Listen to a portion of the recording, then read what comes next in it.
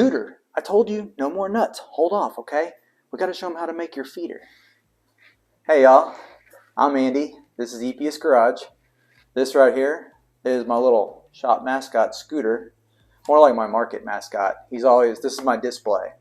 So today I'm gonna show you how to make one of these little squirrel feeders. They're fun. Feed the squirrels. Birds use them as well. They're not exclusively squirrels. Scooter right here is this is actually how I display it on my market. I put this on my bench. It's a tree, piece of a tree, and I kind of show how it's used. So when people come up, they know what it's for. But today I'm going to show you how to make one. I don't have exact plans to post. I'll go through, I'll show you all the pieces you need. I try to post a picture of my rough drawn plans. I kind of change this up every time.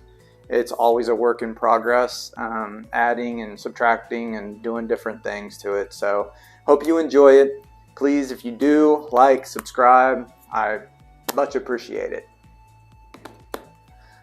Material you're going to need. I make these out of cedar. I get the nicer cedar boards, not the fence planks, but they're 1 inch by 8 inch. I get a 8 to 10 foot board. 10-foot board, you should be able to make about 3 of these, 3 feeders out of one 10-foot board.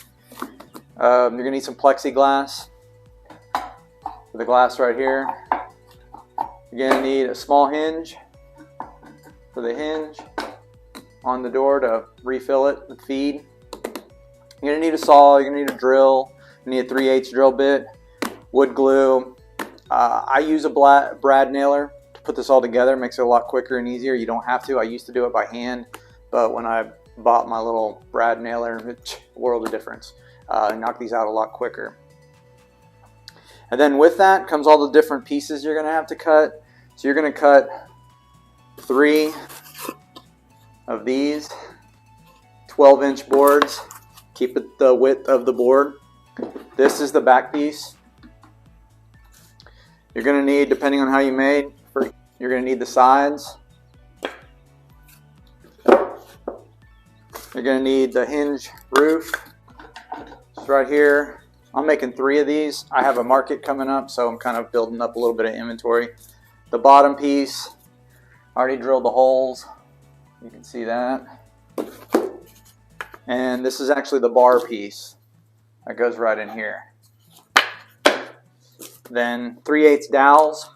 You're gonna need some 3/8 dowels. You can use something else if you like. You can change it up, but I use 3/8 dowels, 1.25 inch long.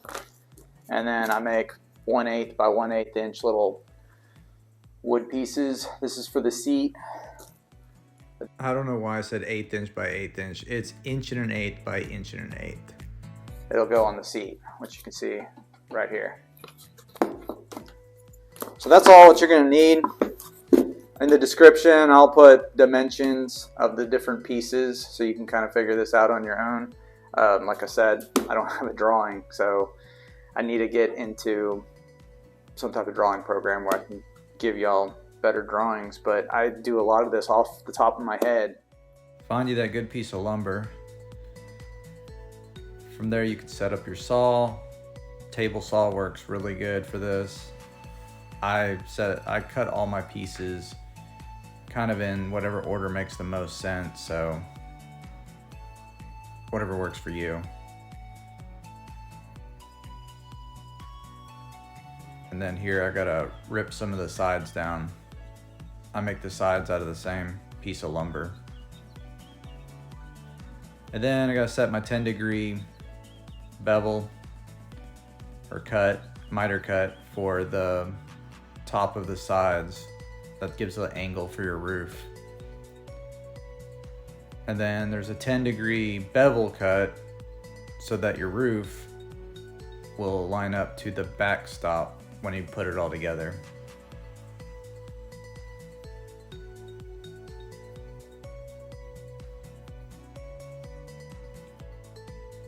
And then I set up my blade, the depth I want it to go, and it's going to be a not all the way through cut, as this is the groove for the plexiglass. And it's however you want to do it, however deep you want to do it, but you do want to make sure you put them all on the groove on the right side of the sides so they match up.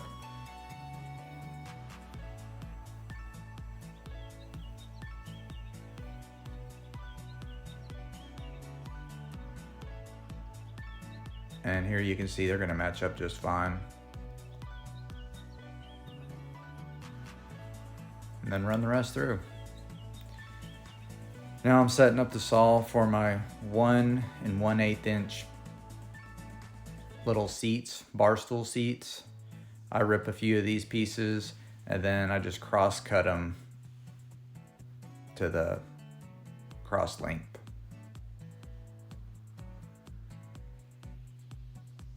And there you have it.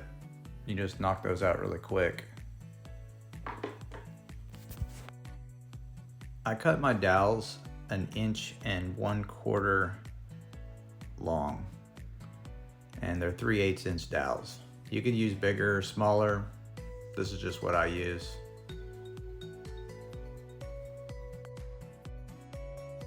After that, I line up my holes that I'm gonna drill for the bar stools. Basically, you just find the middle, and then I find the middle from there, so 3 spots. Then I go ahead and set up my drill press, 3/8 inch drill bit, and using my fence and stop, you can do repetitive cuts. I'll set the depth stop as well, so I don't go all the way through and they're all the same depth. And from here, you can just drill the holes for each one, then move your stop to the next one and repeat the process, and it goes pretty quick.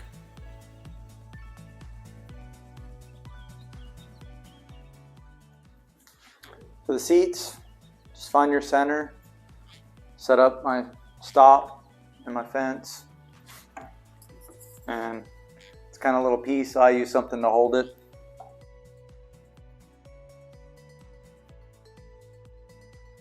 Whenever you're looking for your cedar pieces, these tend to cup a lot. I find them usually pretty straight, but the cupping on these cedar pieces, I don't know what it is with cedar, they do cup. So try to find one that's not as cupped as bad, and the longer you leave these cut to these shorter pieces, the more they cup, it seems. So whenever you're cutting all this, go ahead and put it together fairly quickly and use clamps to tighten out, flatten some of these cupping. I'll show you. I'm actually getting ready to put this together. But some quick little sanding, get some of the sharps from the drilling out.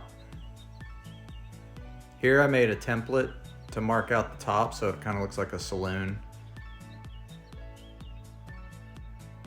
And then I cut it out with my jigsaw. If you have a bandsaw, that would work too. Putting it together, I apply some wood glue to the mating surfaces and I put it all together. Like I said before, I like to use a few clamps and then a brad nailer. Once you get it brad nailed, you can take the clamps off. They're just holding it while you're nailing it together. This makes it so much quicker. I used to do this by hand with nails and it took forever. Putting the bar in's real easy. I just put some glue, again, on the mating surfaces. I set my ruler to a certain depth that I want it. I think in this case I did like 2 inches. I change it up every time, just depends. But that way it's the same on both sides and even. And then I put a couple brad nails in on the side and a couple in the back. And that's it when it comes to the bar.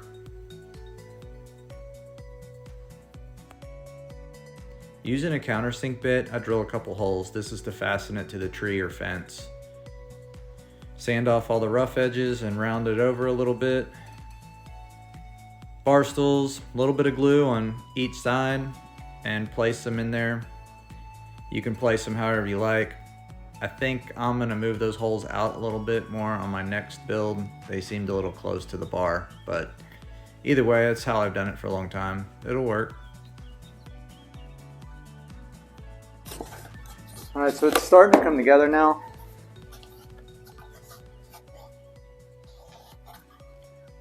Basically what it's going to look like.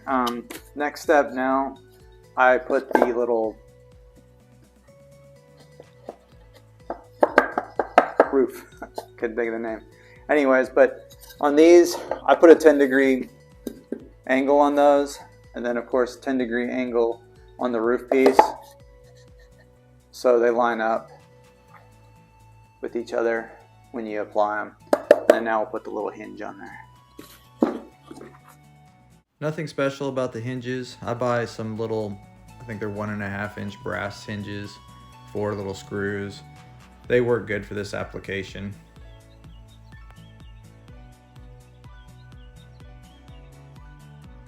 After applying the hinges, I start measuring for the plexiglass. I'm gonna measure the width and the length. You wanna do this after you put it together because it can vary, so you don't wanna pre-cut your plexiglass and then it'd be wrong, especially if it's too short. That would suck. I use my table saw to cut my plexiglass. It always works good. Plexiglass is cut, and I'm gonna fit it up to where it stops right about there. So you just got a little bit of a gap at the bottom. No particular measurement. I usually keep it about a little over 1/2 inch.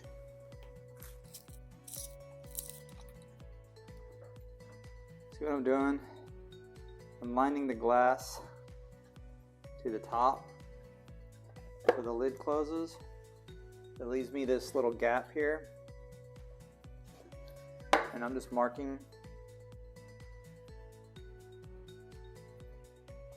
because I'm going to use hot glue. I put a little dab of hot glue there to keep it from falling all the way down. I use hot glue because you can remove it later if you need to. It's just really easy. I used to glue in little pieces of wood, but it was kind of a pain and tedious, so this worked out well. That's it. Plexiglass in.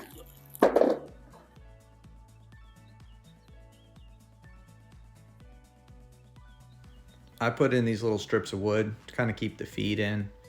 It's optional, but I use Tight Bond Quick and Thick for this application and just a couple clamps for about a 1/2 hour.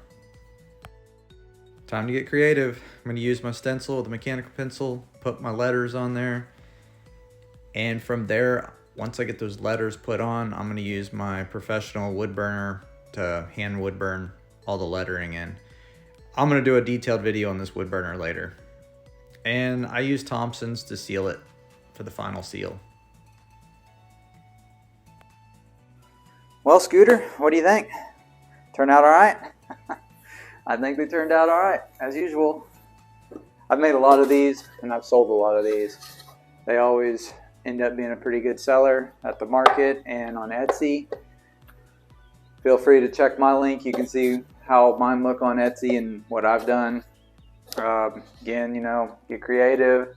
I use wood burner. You could use paint, stencils, whatever you want to do. Change up this design.